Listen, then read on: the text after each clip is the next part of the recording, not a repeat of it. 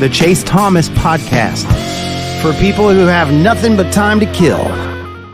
Got Georgia at number 2, Michigan at number 3, Florida State at number 4, Washington at number 5, Oregon at 6, Texas at 7, Alabama at 8, the Ole Miss Rebels, who are in Athens this weekend, at number 9, and then Penn State rounding it out at number 10. So you have 4 teams within the top 10 who will be playing one another, which is a big time matchup. Like, there's just a lot of good football this week and the next couple weeks here, Matt Green, all across the board, because it's a big weekend for a lot of schools, as we'll get into, because we're at the tail end of things, and the college football playoff race in the last year of the 4, it's tight, because you can make the case, and you wouldn't be surprised if a lot of these 10 teams who are all 8-1, and you could even throw Louisville in there at 8-1, even though they have a pretty outside shot. But I mean, if they run the table and beat Florida State in the ACC title game, like, I wouldn't discount their strong possibility of making it in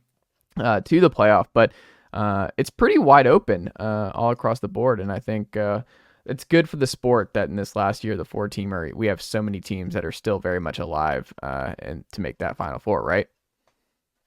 Yeah, I think so. It's we were talking before the show started, because I kind of agree with you in terms of Ohio State. Like, I don't think anyone thinks they're the number 1 team in the country, but the resume, I guess the resume is the best. Like, the what's the guy's name? Boo, whatever, on the college football playoff, the commissioner or whoever talks to Reese Davis and them when they're making their picks. He was talking, and they asked him a question. He basically completely avoided it. Just like, if a team is number 8 when you beat them and they finish number 25, or they finish unranked, are you counting them as number 8? Are you counting them as number 25? And he's just, we take it all into account. Like, he kind of dodged that question. And it may have been Joey Galloway that asked it, because I think that's what a lot of us kind of want to know. It's like Florida State beat top 5 LSU. Ohio State beat maybe top 5 Notre Dame. They were way up there when that game was played. And now these teams are, I think LSU's fine, but they're a borderline top 20 team in the country. And Notre Dame, you'd probably say something similar. Do both of them have 3 losses now? So, yeah, it's like, they're good teams, but, how much are we really weighing how good of wins those were? And so what's the other? And then Penn State, obviously. Yeah. It's still a good win, but it might not be as good of a resume as it once was. And I think Georgia obviously just beat Missouri, but it's still just kind of the one win. So maybe you beat Ole Miss, and that's enough to put Georgia over Ohio State. But obviously that's all going to work itself out. Ohio State, Michigan winner might have the best resume by the end of it, and they're number 1. But if those 2 teams still run the table, but the crazy scenario we were kind of talking about, though, is like, there's a chance that a 1-loss SEC champion doesn't get in the playoff. And I think we've never had that scenario before. I think it has to be Alabama, because I think if Georgia is to trip up to Tennessee, then beat Alabama in the SEC championship, they probably have a good enough resume to be ahead of maybe Oregon or Florida State if you're splitting hairs or something. But unless they get undefeated. So right now, you could have a scenario where you get an undefeated Big Ten champion. They're automatically in. Undefeated ACC, Florida State gets in. An undefeated, say, Washington gets in. And even if it's not Washington, it's 1-loss Oregon gets in. And Texas is a 1-loss Big 12 champion. Texas is always going to be ahead of Alabama as long as they have 1 loss. Mm-hmm. So if Alabama wins the SEC with 1 loss, it's hard to see them. You can conceivably see. How sure are you that the committee wouldn't put them in, like a 1-loss Alabama team that won the SEC and a 1-loss Texas team that won the Big 12? How certain are you they wouldn't do it? If it's Washington that's undefeated, you got 3 undefeateds in Texas. 100%, Alabama's not getting in. Like, they would have to have beaten number 1 Georgia most likely, and that's the biggest win of the season. But you can't put them ahead of a team that beat them head to head. Like, you're saying that, but how certain are you the committee will do that? I mean, I just don't see any way you can.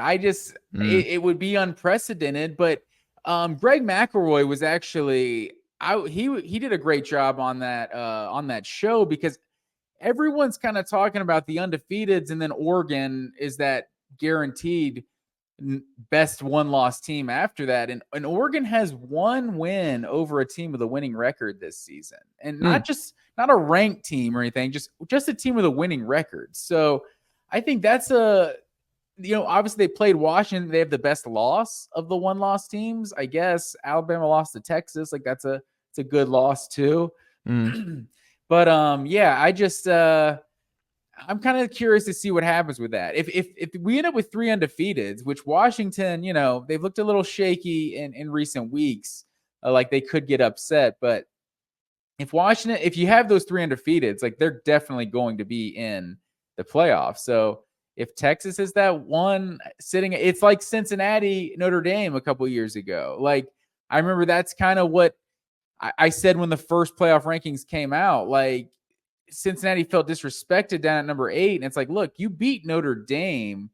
Notre Dame is always going to get respect. So wherever the committee is going to put Notre Dame, you got to put Cincinnati one spot ahead. So it's Texas. It's the ultimate kind of trump card sitting there with a win over Alabama, assuming Alabama, especially if Alabama wins the SEC, because if Alabama is to win the SEC and it comes down to maybe we're talking about one loss Oregon or one loss Texas, it's like, well, Texas beat the SEC champion. Oregon will have a win over Washington, but I don't know. It's an interesting conversation. A win if Alabama wins the SEC, a win at Alabama is got to be the best win in college football of the entire season, even if it was all the way back in September. Let's say Michigan stays undefeated, wins out. Let's say Florida State stays undefeated and wins out. And then you've got one loss Georgia champ, SEC champ. So Georgia loses to Tennessee or something. Yes, and then beats Alabama in the title. Okay. So one loss team there. Ohio State's only loss is to Michigan at the end of the year again. They avoid the playoff. Remember, they're at number 1 right now. So that's their only loss. They lose a close game. State can get in this conversation with a lot of these other champions. Well, here, let me. This is the variables that I'm curious about, because this is what I think this is basically what I could see happening most likely. Is Michigan finishing undefeated, Ohio State having the one loss and avoiding the Big Ten title game, Georgia having the one regular season loss to Tennessee, and we'll get more into that next week, and then they beat Alabama in the SEC title game, and then you've got Florida State, who I don't think is going to lose the rest of the way. I'm inching closer to, I think they go into the CFB undefeated. Then you have Washington, who I think will have at least one loss, probably 2, after the big. Well, let's say. So I'm saying Oregon. So who's the Pac-12 champion? It's a one-loss Oregon wins out. Okay. Texas also wins out. How do you think the Final Four go in this scenario? Ooh.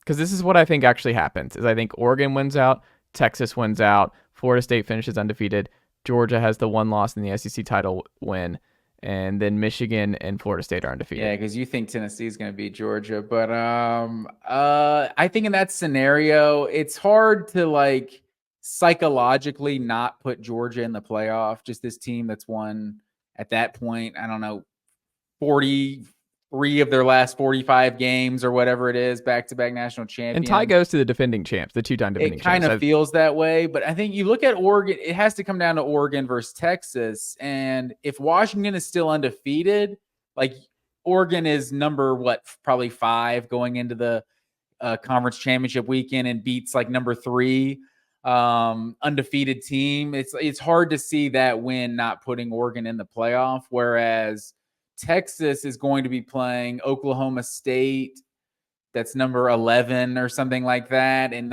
that win is not going to carry the same weight. And you also have to consider Georgia beating Alabama maybe knocks them out of the top 10 or something too. So Texas just won't have the resume. Who's their best win being Alabama and Oklahoma State at that point, and maybe a Kansas State team or something like that. I don't think that'll compare to Oregon, which, I mean, we're just talking about Oregon only has one win over a team with a winning record right now.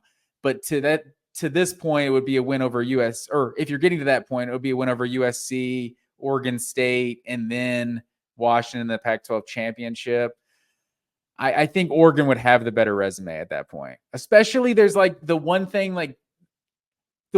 that's like the step down of an undefeated season is beating the one team that beat you in a rematch, right? It's like there's something to be said for that too, that Washington beat them on the road, but then on a neutral site they won. So I don't know. I think Oregon, just in recency bias of, like I said, just beating a better, higher ranked team in that conference title game, I think that'll go a long way. I like it. Matt Green, you ready to get into our week 11? I cannot believe we're already in week 11 in the college football season, sir. Are you ready to get into the games? But before we get into them, remind the good folks where we stand in our pick'em and against the